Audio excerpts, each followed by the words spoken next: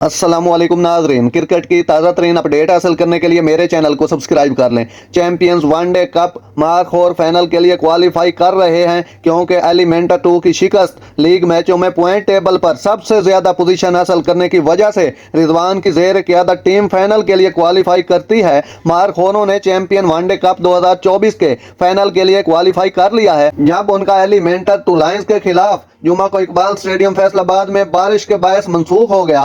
Tournament qualifying condition के मुताबिक play of में वॉश आउट होने की सूरत में लीग मैचेस की तकमील पर ऊंची पोजीशन पर रखने वाली टीम अगले मरहले के लिए क्वालिफाई कर लेगी।